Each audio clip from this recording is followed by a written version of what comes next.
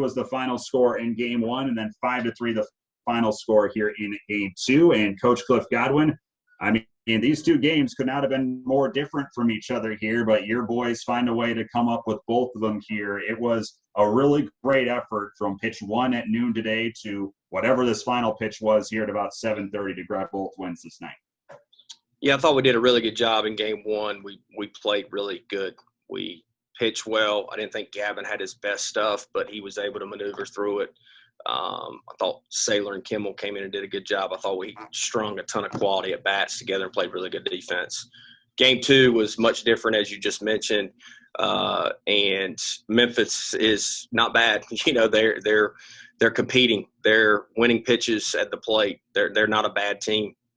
And once we had that little lightning delay, I thought our position players were dead, as I just told them. And some of them have aspirations to play Major League Baseball, and there's a lot of games like the Yankees-Orioles had a night game that went extra innings, and then they had an early start so the next day. So we've got to be able to figure out ways to continue to play positionally. I thought our pitching was outstanding at the bullpen in game two with Bridges, Cam Colmore, Mayhew. Obviously, we had to go to all three of those guys to secure the second game, and I thought our guys were awesome. We have 26 hits on the day, 14 hits in the first game, 12 in the second. Now, Francisco, Moylan, Norby, all multiple hits, but two guys, Worrell and Giles, played a big part in the doubleheader sweep offensively.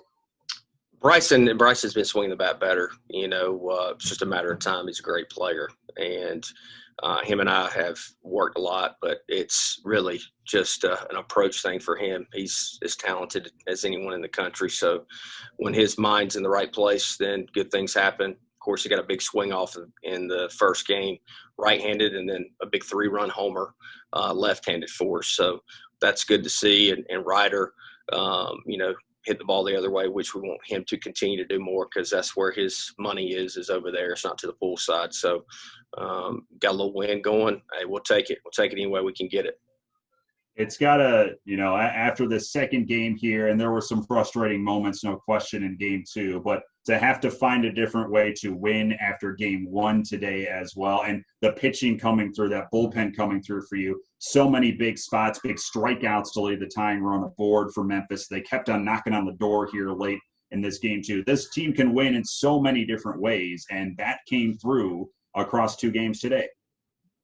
Yeah, it did. But, we talked about going into the weekend. We're trying to play our best baseball. And, of course, we're happy that we won the second game. But we're going to have to be better. We'll have to be better tomorrow. I mean, they got their best bullpen arm, hasn't thrown yet. So we'll have to be better tomorrow if we want to try to, win game three tomorrow.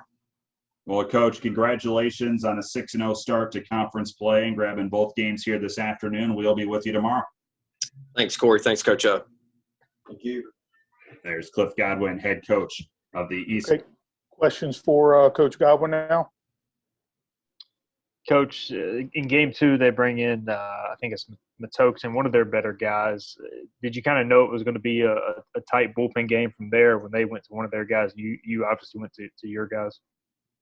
Yeah, we were going to our guys before they went to their guys. I didn't care about that. I was just trying to keep the lead because I didn't think we were mentally where we needed to be position player-wise. So I didn't have a lot of confidence, no offense, in the offense that we were going to score a lot more runs. So we needed Bridgie, Cam, Mayhew to come in and do what they did. And really, I thought the turning point was when Cam came in, runner at second base, no outs, and they bunted him over. And he was able to get one of their better hitters to have a soft liner to Ryder, and then get another one of their better hitters to hit a ground ball to Zach, I think, to get us out of the inning to allow us to keep the lead. I thought that was really the momentum swing.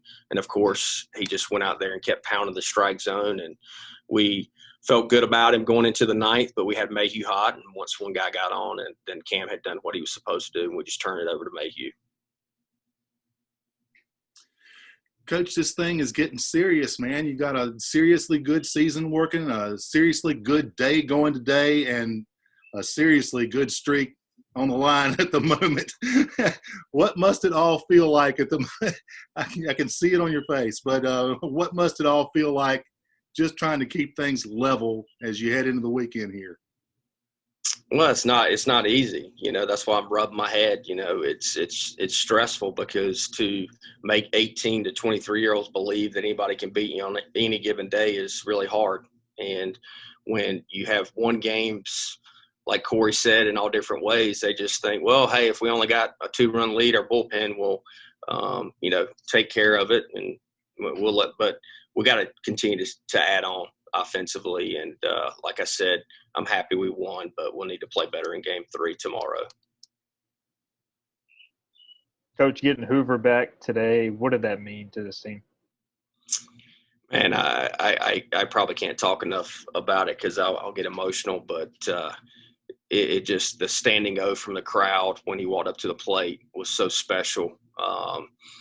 And of course, the first game, he just was in the middle of everything. And I'm getting chills talking about it. The kid is fearless. I don't know if I've ever coached a player that is more fearless of, getting hurt. And he wanted to be out there. He's trying to get Womack not to make him wear the face mask out in the outfield. And I had to grab him and said, hey, look, that's the doctor's order. So if you want to play, then you have to wear that in the outfield. And he's like, Coach, I know, I don't like it. And, but he's a tremendous person, human being, tough kid.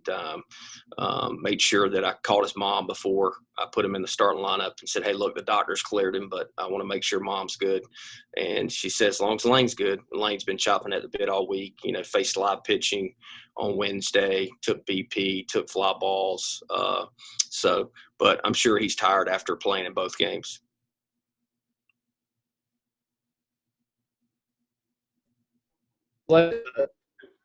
Runner on base on the 5th and the 7th inning, just when they're that close to tying the game, how important were those pitches? Say that one more time, Ronnie. Kind of broke up. I'm trying here. The 5th and the 7th stranded runner on third base for them. How important those pitches were 90 away from tying the game? It's what Cam and Bridgie and Mayhew and Ryder and others, Sailor. I mean, those guys have been in those moments all year. And the one thing I can tell you is, however good we're going to be, we've been battle tested, and having to play 2 games in one day. I mean, it's not easy. It was probably the hottest day other than Wednesday that we've been on the field, and we were out there for a long time. So our guys need to make sure they take care of their bodies and hydrate. But like I said, our pitching was outstanding, and all the credit is to those guys, Coach Dietrich, Coach Knight, for getting those guys prepared. Cliff, the shutdown job by Mayhew after they got a runner on in the 9th in the second game and brought the tying run to the plate 3 times is pretty impressive. What you want to close out a game, I'm sure. Yeah, you can't really draw it up any better than that. Strike out the side after there's a guy at first base. So that's really proud of him.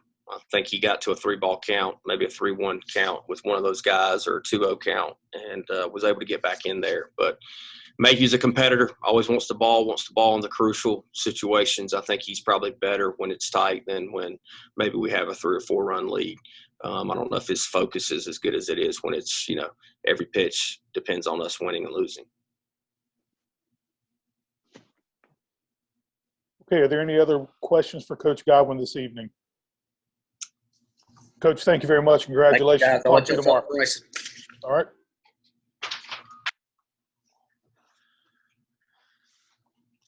Bryson, congratulations, buddy. Thank you. All right, we're going to go to questions for Bryson now. Bryson, you've been hitting the ball well right-handed all year for the most part. How did it feel to hit, get a good swing off lefty in that game too, and put a charge in one? I mean, yeah, it felt really good. Like Coach Godwin said earlier, we've really been putting in work at practice and stuff, and haven't been hitting the ball that well, but a lot of guys in the lineup have been picking me up, like obviously Norby, Franny, Amax been hitting the ball well, so a lot of guys have been really picking me up.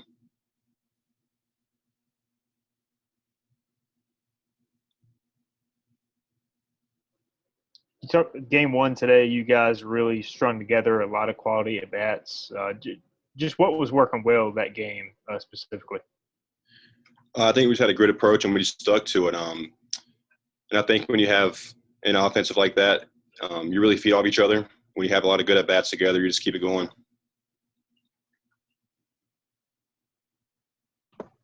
Bryson, are you a right-handed hitter that learned how to hit left-handed, or how did that ability develop? Yeah, I started out right-handed, and I started switch hitting like around 10. So I've been doing it since then. Do you right-handed? I do. Bryce, you guys are 20-1 at home now. It just seems like y'all are so comfortable playing here. What makes it, what leads to the success at home? What makes you guys so comfortable here? I mean, it's always more comfortable for us playing at home, and we have a great crowd. They always support us no matter what, and I think it just makes our job easy to go out there and play when you have great fans like that. You guys got a great season working so far. Got a good weekend started. Talk about what you guys are going to have to do to kind of wrap this thing up this weekend and the way you kind of want to do it. I don't think we have to do anything differently. I think we've been playing well, and as long as we go out there and play our game, then the rest should take care of itself. Bryson, what did it mean to you and the rest of the team just getting Hoover back out there in the outfield with you? Oh, it's awesome. I mean, he's the spark plug for our team. That guy brings so much energy, and it's just great having him back out there, just seeing him around. It makes everyone more happier. What is the confidence level of this team like at the moment? It's probably kind of obvious, but what's your take on the overall confidence level of this team at this moment?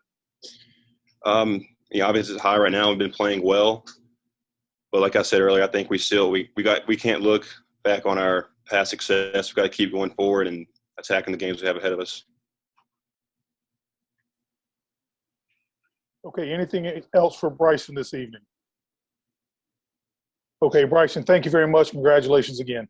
Thank you. See you, buddy. See you.